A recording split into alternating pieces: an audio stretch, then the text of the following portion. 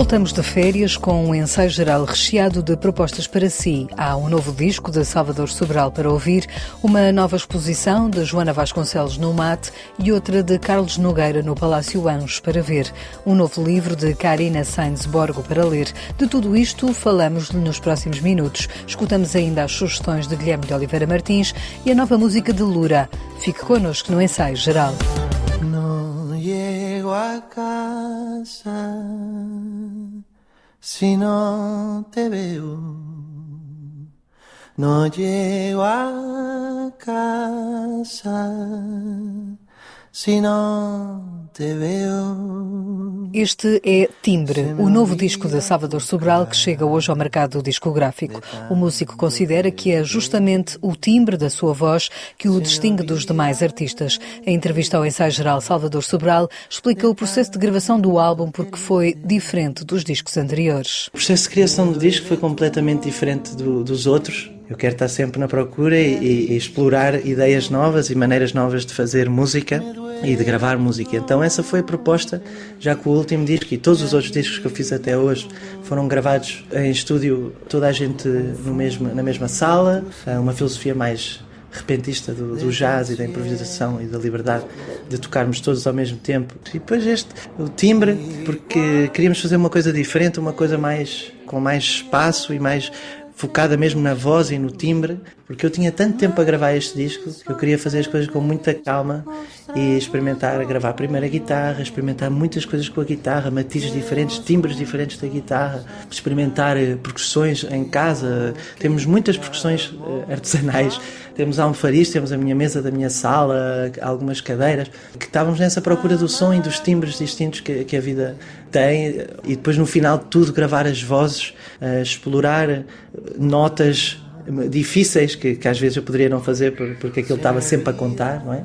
Foi muito bom ter este tempo para explorar sons e timbres e texturas, por isso também o timbre, não é, para a minha voz, que é o que eu acho que me faz, o que me distingue de outros cantores, é o meu timbre, não é? E então eu queria que o meu timbre fosse o protagonista neste disco, queria que fosse uma coisa mais focada na voz, não é? Timbre é um disco em que Salvador Sobral canta em espanhol, português e francês, diferentes línguas que lhe conferem também alma diferente a cada canção.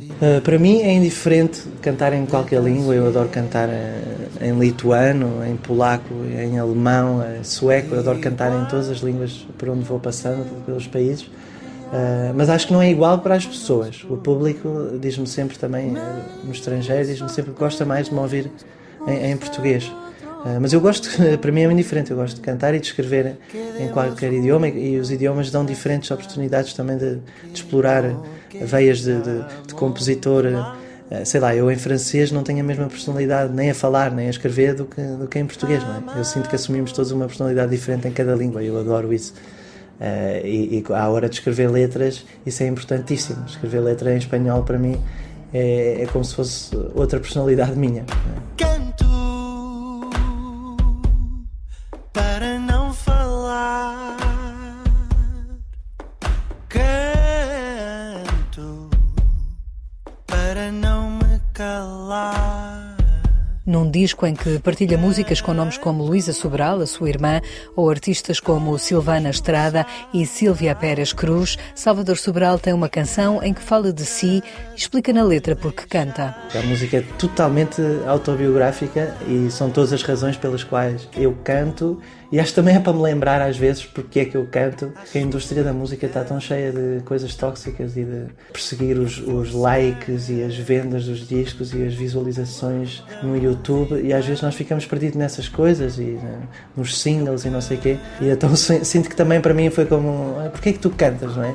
E então foi um bocadinho em jeito de recordação para mim mesmo, a essência, não é? Eu canto por todas estas razões, não é? Nenhuma tem a ver com a indústria e com as vendas, não é? Salvador Sobral tem concertos de apresentação do disco já marcados para 27 de outubro no Centro Cultural de Belém e a 15 de novembro na Casa da Música no Porto, onde terá palco cheio. A banda do disco veio ainda um pouco do BPM, exceto o Max Agnes, que era o pianista que tocava na turnê do BPM, mas não gravou o disco. O baterista com quem eu tocava antes, Bruno Pedroso, é um baterista mais de jazz e com essa tradição, e eu queria, como este disco é um pouco mais folclórico, queria um híbrido de percussão e bateria, e chamei o Joel Silva, já um amigo de longa data e que produziu também um dos meus discos. O André Santos tocou guitarras e cordofones da Madeira, o André Rosinha contrabaixo. Depois tenho vários convidados, como a Magali Sara e a Silvia Pérez Cruz, que gravaram coros e trompetes e flautas gravadas pelo Diogo Duque também. E agora a banda ao vivo será com a Lucia Fumero, uma pianista de Barcelona que eu admiro imensamente, e vai-me também cantar uns coros, porque o disco tem muitos coros e eu queria que houvesse muita gente a cantar na banda. E a Lucia vai tocar piano e cantar, a Magali Sara, também de Barcelona, vai tocar flautas e vai cantar também. O Joel vai tocar percussão, o André Rosinha no contrabaixo e o André Santos na guitarra. Portanto, é uma banda catalano-portuguesa. Timbre, o novo disco de Salvador Sobral.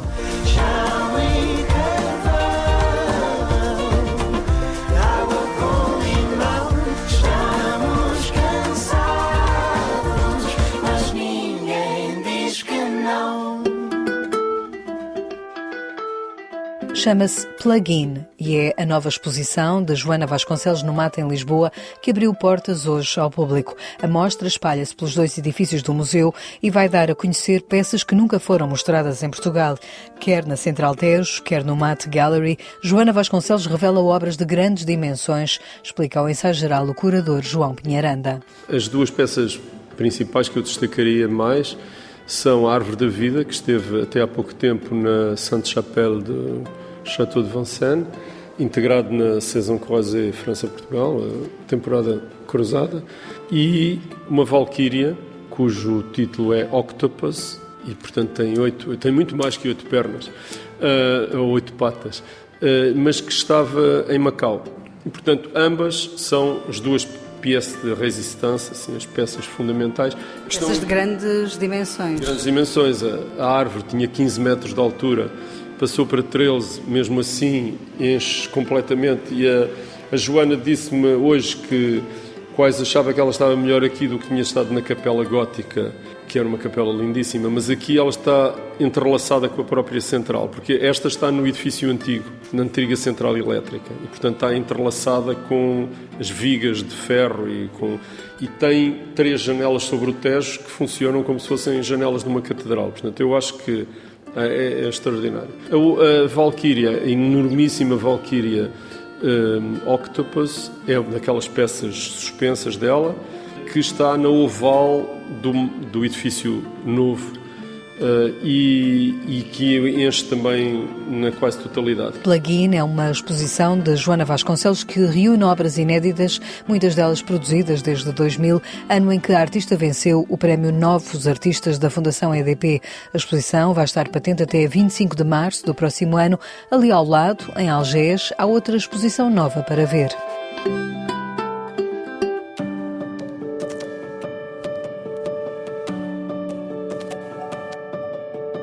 Água e a Casa é o Mundo. É a exposição do artista Carlos Nogueira que poderá visitar até ao final de dezembro no Palácio Anjos, em Algés. Nas salas vai encontrar obras que remontam à década de 80, mas também peças feitas para esta exposição, onde Carlos Nogueira revela trabalhos que mostram a coerência dos temas que sempre trabalhou. No percurso, o visitante encontra uma peça, uma estante cheia de materiais, como se entrasse no ateliê do artista. Bem presentes estão temáticas como a arquitetura, o espaço, a paisagem e a natureza, constantes no percurso de Carlos Nogueira. É reflexo, sem dúvida, do trabalho de todos os anos, porque eu trabalho sempre as mesmas coisas, embora usando materiais diferentes e adotando sentidos diferentes. Aqui há uma altura em que parece que entramos no ateliê do artista e encontramos todo o legado que foi quase respigando, não é? Exatamente, ao longo do tempo.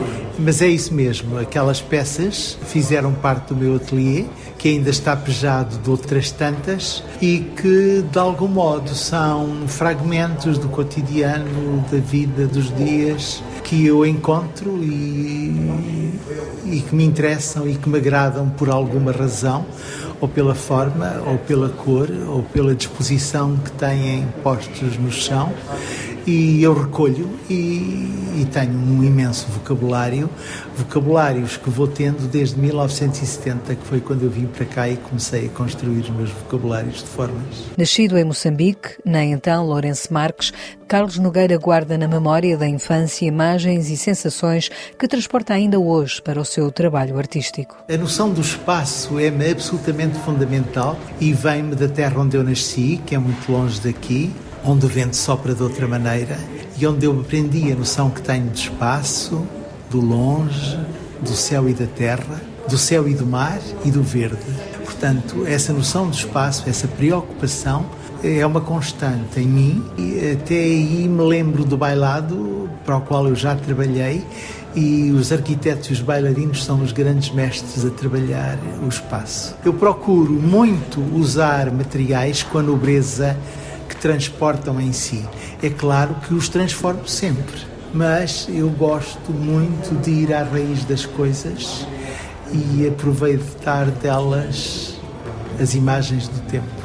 Da madeira ao papel, do betão ao ferro, passando pelo vidro e a pedra, Carlos Nogueira explora diferentes materiais. A casa é o mundo, diz o título desta exposição, e o artista justifica a ideia. Eu com 13 anos já tinha projetos da minha casa.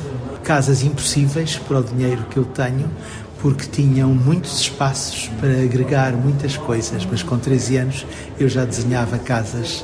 A casa para mim é fundamental, é o lugar onde me encontro, onde rio e choro, sem ninguém ter nada a ver com isso, e por isso eu acho que a casa é o guarda-joias da vida e na minha casa ponho tudo. A exposição, com curadoria de Catarina Rosendo, vai ficar patente até 29 de dezembro no Palácio Anjos, em Algés, no concelho de Oeiras.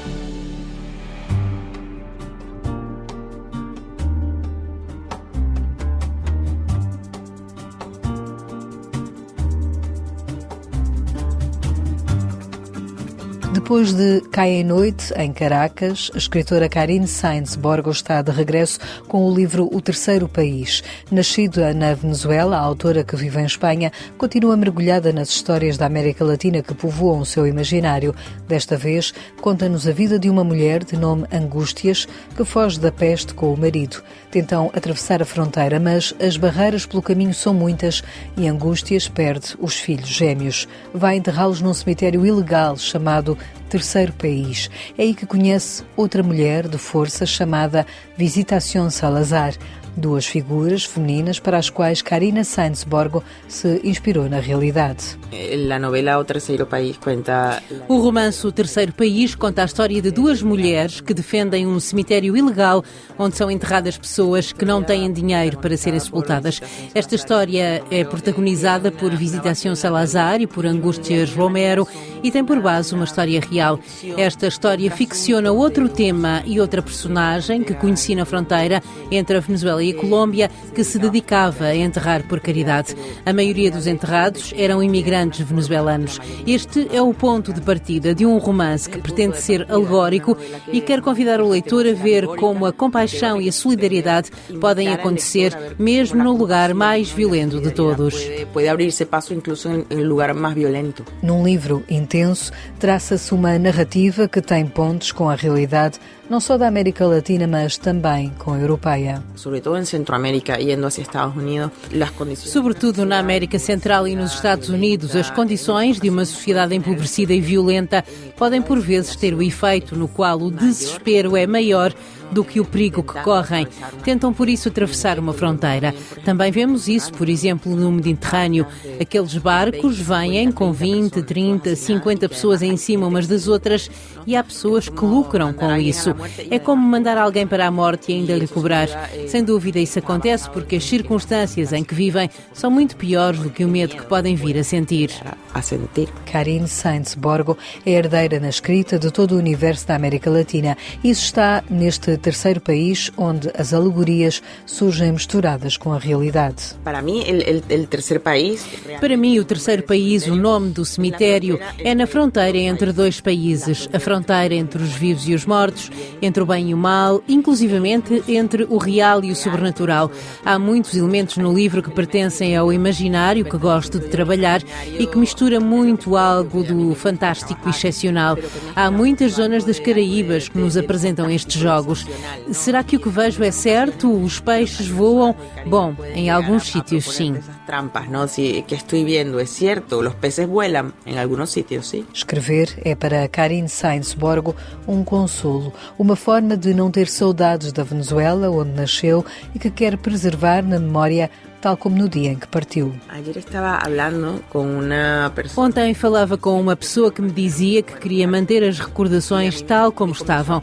A mim acontece-me o mesmo. Regressar seria um processo muito duro, não iria reconhecer nada e, honestamente, começaria a sentir-me mais estrangeira no meu país do que fora dele.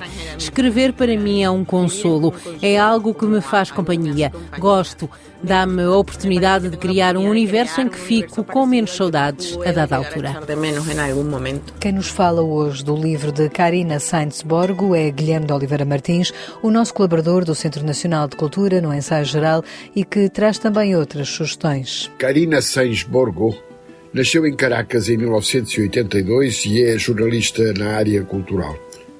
O seu romance de estreia foi Cai a Noite em Caracas, muito aclamado pela crítica. Babélia de Alpaís disse que a escritora tem um talento necessário para evitar a fantasia, o exotismo e a especulação, sem renunciar a uma linguagem mestiça, natural e bem orquestrada, que cria um mundo só seu. O terceiro país é um cemitério ilegal, vigiado por Visitación de Salazar. Contra os barões da droga e da violência, a coveira garante aos sem terra um último lugar de descanso. Angústias Romero fugiu da peste com o marido e os 2 filhos gêmeos bebés. Perdeu os filhos e o marido abandonou-a. O cemitério será o lugar derradeiro para ela e para a memória dos seus filhos. E Angústias ali fica, com eles, acompanhando Visitación no seu combate entre o perigo e a violência, a vida e a morte e a estranha memória dos inocentes. Mistério e realidade misturam-se. Sente-se o clima da tragédia e o relato da narrativa contemporânea. É uma nova literatura, uma nova forma de escrever que ali vamos encontrar entre o fascínio, o horror e a esperança. Joana Vasconcelos apresenta Plug-in no Mate Central Tejo e Galeria com peças inéditas, peças marcantes produzidas desde o ano 2000 e ainda obras da coleção de arte da Fundação EDP no diálogo entre o património da produção elétrica, a tecnologia e as artes plásticas. Poderemos ver Drag Race, de 2023, que estabelece um diálogo com War Games, de 2011, com viaturas convencionais transformadas em obras de arte com espingardas de brinquedo e bonecos de peluche. Isto além de 2 peças que estiveram no Guggenheim de Bilbao, a Máscara de Espelhos e o Anel Solitário, instalado no exterior. Um conjunto surpreendente a não perder. E termino neste regresso de férias por recordar as palavras de quem celebramos há dias o centenário, Natália Correia. Acho que a missão da mulher é assombrar, espantar. Se a mulher não espanta, de resto não é só a mulher. Todos os seres humanos têm que deslumbrar os seus semelhantes para serem um acontecimento. Temos que ser um acontecimento uns para os outros. Então, a pessoa tem que fazer o possível para deslumbrar o seu semelhante, para que a vida seja um motivo de deslumbramento. Se chama a isto sedução, cumpri aquilo que me era forçoso fazer.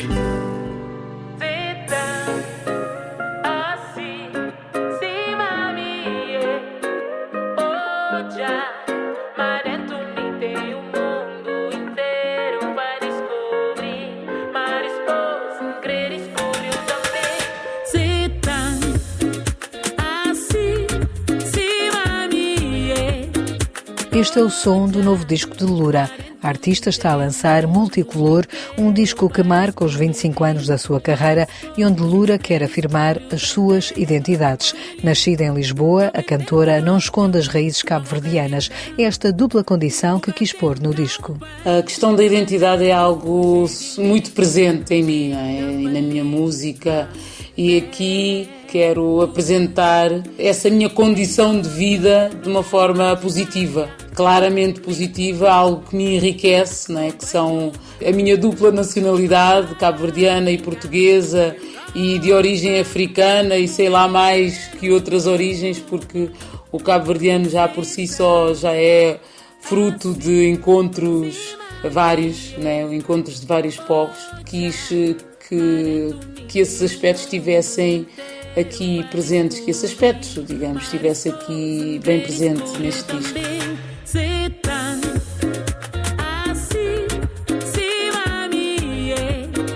Produzido pelo músico Agir, Multicolor é um álbum onde pela primeira vez Lura interpreta músicas em português a que se somam outras em crioulo. Este é também um disco cheio de parcerias musicais e de escrita. Os meus cúmplices, para além da Picas, que escreveu Raízes, é o Dino Santiago também, que escreveu Bembo Colá. Colá quer dizer dançar, basicamente em crioulo. Tem este ritmo que caracteriza esta nova sonoridade também do Dino Santiago. Tenho um autor, escritor, que é o José Eduardo Agualusa, que partilhou comigo Sou de Cá, com a participação também do Toti Samed na guitarra. Fizemos em trio e resultou neste tema em português e em crioulo. Tenho um tema também de Abrão Vicente, o Cici.